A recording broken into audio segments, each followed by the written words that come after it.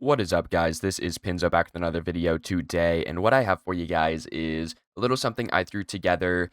I know that my last couple videos about Fault have been sort of negative, just talking about the game and where it is as a game in its space, how it's sort of not very fun to play, what I think I would change. And well, today I kind of took the time to go through and list out the things that I would change. I'm calling this my Pinzo patch. This is going to be like my patch notes. This is what I would change if I could make one patch for Fault. This was what it would be. So today we're going to go through all the different changes. I'm going to explain them a little bit. If you guys do go on to enjoy the video, if you guys like the changes that I would make default, then please let me know down in the comments. Do be sure to leave a like. And if you are new, don't forget to subscribe. I'll be bringing more Fault and predecessor content your guys' way as soon as I can. With that out of the way, we're going to jump right into Pinzo's patch 1.0. This is Fault. This is what I would do to the game if I was given one patch to do so. SMS, if you're watching this, you feel free to use my ideas, but just like hit me up. Let me know. I'm curious. Anyway, starting with balance. Gameplay balance as a whole. All golden XP increased by 25%. The game is so slow. It takes 40 minutes to actually start team fighting, and this would be the first step to stopping that. This would make people actually get online faster. You'd get items online faster. You'd get levels online faster. It would just take the game as a whole and speed it up a little bit. Along with this, depending on how drastic that change was, you could change the Orb Prime spawn as well. Orb Prime currently spawns at 20. It could easily spawn at 15 or sooner, depending on how much this change would actually speed up the game. But I think that this would be a good first step to making games not take 50 minutes, but instead take, 35. Along with that, movement speed, increase it by, I put 20%. This could be 15. This could be 25. Right now, most characters in the game just feel sluggish. It feels like it's a pain to move around. It feels like you just don't actually have that much movement capabilities. And part of this is because SMS has said in the past that their map is small. As far as compared to other MOBAs and their move speed, their map is small. And I agree with that the map is kind of small, and increasing movement speed would show you how small the map is, but it would make the game feel better. And I think right now, how the game feels is more important than how balanced the map is, especially when we know that they're coming out with another map this year. Moving into items, I've kind of grouped these together, and these aren't written exactly like patch notes. Some items I have same changes going on for them, so I've grouped them even further together. I'll make sure to go over them all so you guys aren't confused. First off, blue items. These are generally the caster items. First off, APOC. Apocalyptic Epitome, Matter Limiter, both. Remove the health. When you have a caster who's supposed to be this squishy mid laner, and you have them items that can increase their health, most mage builds right now are gaining, 800 HP. That's too much. It's giving them too much survivability, even for someone with no movement. They're just a little bit too tanky for junglers, solo laners to actually be able to harass them. Removing the health, of course, you remove the price to compensate, but removing the health, I think, is a good first step for that. Along with that, Warlock's Aegis. Protections are currently 60 magical protections. Reducing this to 30 is going to make this a much less cost-efficient item, which is the goal. Right now, this item is pretty overstated if the enemy has an energy-based solo laner. If they have an energy mid and an energy solo, this item is really, really too good. And I think tuning down the protections brings it in line with its current cost, but reduce it a little bit. Moving into the red items. You guys already know that I hate carries right now. I think carries are super dumb, and items are a big part of that. So, starting us off, Bloodlust Saber. Remove the active. You do not need to give carries a dash. Carries, once again, are supposed to be these immobile, high DPS, tower pushing, objective pushing fiends, and right now, what they are too slippery. You can't track them down on a lot of junglers. Most junglers have a max of one movement ability, not really have anything to follow up when you jump on a carry and they literally dash away. Someone like Murdoch, whose kit is designed around having a knockback and having a slow and having to position well, now he just has a dash to get away. So you remove that. It is an expensive item, so you have to tune the cost down a little bit, but I think that that's a good first step for the item. Along with A shot, take the movement speed off of it. You don't need to make carries faster. They're supposed to be immobile. You're supposed to position well. As a team, you are supposed to protect them. That's what your support and your jungler are for. Your solo laner is to protect your carry. Your carry is the one doing the damage. Keep them alive, and I think that this is a good step to making carry not only a more skillful position, but make the game more skillful as a whole. You have to play more as a team. So you remove the move speed from the item and from the active as well. Along with that, all the crit items. Crit items currently, there are 3 of them. They give you 25% plus a quarter of a percent per favor, which means late game you are at, 90, 95, 100% chance to crit depending on how long the game goes. I think that's nuts. I don't think that that should be a thing. If you reduce all those crit chances from 25 to 15, I think that carries feel a lot more fair to play against. It means that maybe you start seeing carries branch into these purple builds where maybe you get a carry that's running Phantom Blade instead, or Demonic Embrace. Something like that, I think, would really expand the game a little bit rather than just having carries get 100% crit chance and then you just win the game because they two-shot everyone. I think that this is a good first step to that, but I think there'd be more after this. Moving into the purple items, most of the purple items I think benefit a lot from the other changes that I have in this patch, so I'm not touching most of them. Eldritch Flame being more of a caster item, once again, remove the HP. You don't need HP on this. There aren't really any tanky people that are building this anyway. Like Sevarog is about it, maybe Quang. But other than that, you're having mid lane casters get 300 health from this item. I think it's too much. If you take the health off, the item is still good, but it's not giving you that survivability.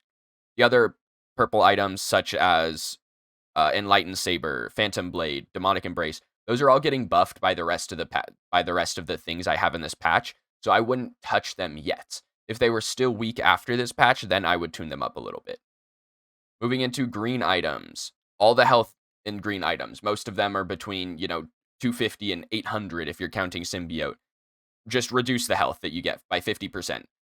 You get 200 from T-Fist. You get 200 from Bale Arm. You get 125 from Quiver. Stuff like that would just it would increase the skill in the game is the point of this patch, is to take the game from its current state, which is basically, if you're not a carry, build as much health as you can and survive, to more of a skillful where, yes, I can buy this hybrid Bale Arm item, but it's only giving me 200 health, or I can buy Phantom Blade, which gives me a lot more power and a lot more pen so that I can kill people quicker. Whereas right now, that doesn't work. You can't kill people as fast as they can kill you, even if you buy the aggressive items. So instead, the best thing to do is to buy the tank items and run at people and be a nuisance.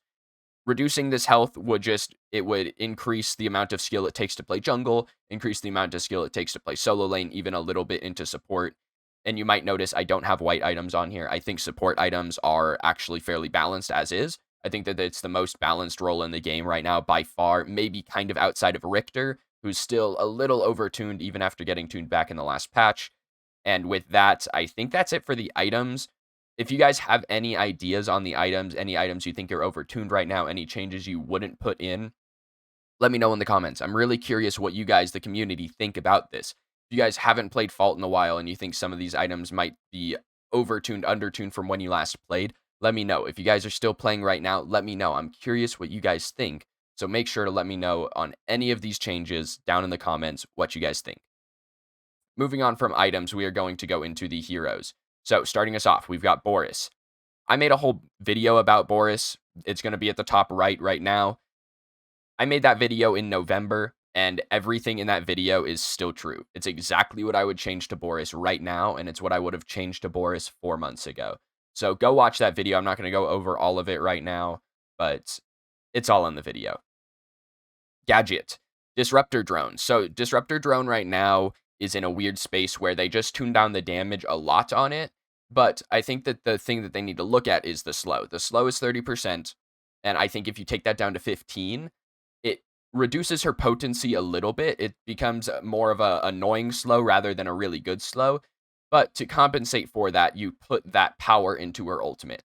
Right now, what her ult does is it ticks, and every time you take a tick damage, you get slowed for 0.1 seconds. And I think you can increase that slow and the slow duration from the ultimate. Here I have it, the slow increasing just a little, but the duration increasing a lot. The point of this change is that Gadget outside of her ultimate is purely poke damage. You're almost never going to get a kill with Gadget outside of a team fight because you don't have the capability to two-shot someone or burst someone down. When you have your ultimate, you're a really strong character. She has one of the better ults in the game, and I think putting a little more of her potency in her kit into her ultimate and taking it out of one of her other abilities makes it so that she has more of a clear identity in the game rather than just being, a strictly worse version of Morigesh or Bellica.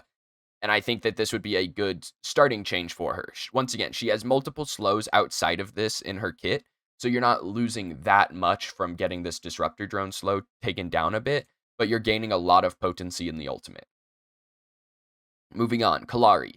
Once again, taking potency out of somewhere else in the kit, Assassin's Dagger, maxing at 55% slow is ridiculous. It should never have been that anyway, but it is. So taking that down early game and late game will make it so that she has a little less control in her kit. But once again, she's not a hard CC character. She's not a hard engager. She is a pick-off character. She's a find a 1v1 and go in on someone kind of character. Taking this out of her right click, out of her dagger, putting it into the ultimate decreased the cooldown by a lot. 3.5 minutes is way too long to have any cooldown in a MOBA. I don't know why you would ever have a cooldown like that unless it was a straight up resurrection kind of thing where you come back to life with full health and 300% damage for 30 seconds or something like that. It'd have to be a nutty ability to have a 3-minute cooldown. I think you take this down. 2.5 is still really long, but for a solid global ult, I think that it's usable. And then late game, you actually end up with a fairly similar cooldown. Once again, just repurposing some power from the kit out of an ability into the ultimate to make it just a little bit better. Moving on, Murdoch. For me, my biggest problem with Murdoch is the fact that he can push you instantly. So I think that giving his shield push, his right mouse button, an equip time, a startup time, a cast time, whatever you want to call it, of I have a quarter of a second, could be a little less. I don't know how that would feel right now. Once again, it's basically instant, so you don't really have an idea of how it would feel on a cast delay. But with a bit of a delay, it would make it more counterplay. Maybe you're playing Chimera and you see him pull it out, and as you do, you jump, and that way you can jump the push or dodge the push, or you can mantle the push. Something like that where it gives it more counterplay. It allows you to play against Murdoch, which right now can be really frustrating to do as especially a jungler or a solo laner, but even, supports can struggle with that as well. Along with that, Buckshot right now is really, really good. The protection shred maxes out at 28%. I think if you take that down a little early game, but then quite a bit late game, it allows solo laners and junglers to actually get in on Murdoch without actually just getting shredded the minute that they can. If you only have 100 protections and then you go in on Murdoch and now you're down to 30, you're kind of screwed because between all the pen that he can get, you have no armor left. So I think taking this protection shred down is going to really increase a tanky character's effectiveness against him, which will make him feel better to play against. Richter up next. Richter's passive, I think, is the last place you need to touch.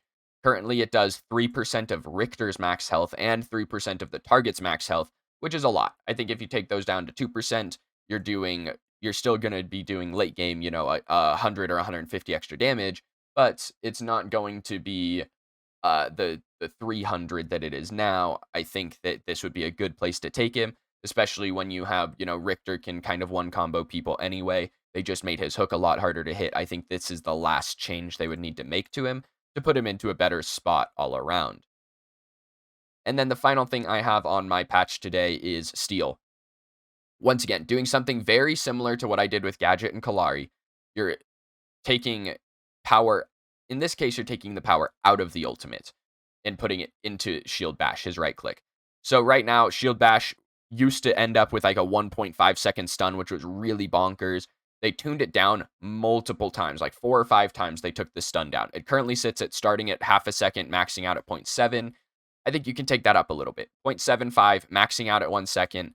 This makes it still a potent stun, a really good engage, especially if you're building something like Quantum Shift. Makes it really good to go in or continue chain CCs. But with that power being added to his right click, you take it out of somewhere. And for me, the problem with Steel Ultimate has always been how fast it is. It's really hard to actually get out of the way if a Steel decides to dunk on you properly.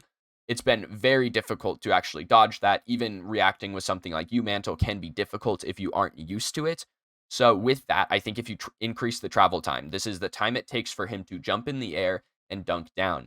If you increase that by 30 or 35%, now you have a character who you actually have to aim their ultimate with, and it gives a very potent ult more of a skill that equals the usefulness of an ability. If you look at old Paragon clips, Steel's ultimate is much slower.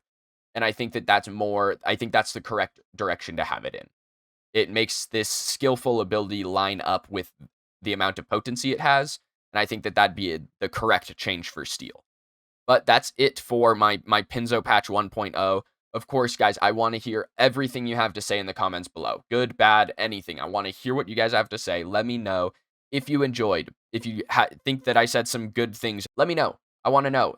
With that, leave a like if you enjoyed. Leave a subscribe if you're new. I will be having more Fault and especially more Predecessor content as soon as I can for you guys. But that's all I've got for you guys. So, as always, I've been Pinzo. This video's done so. Thank you guys for watching, and I will see you guys in the next one.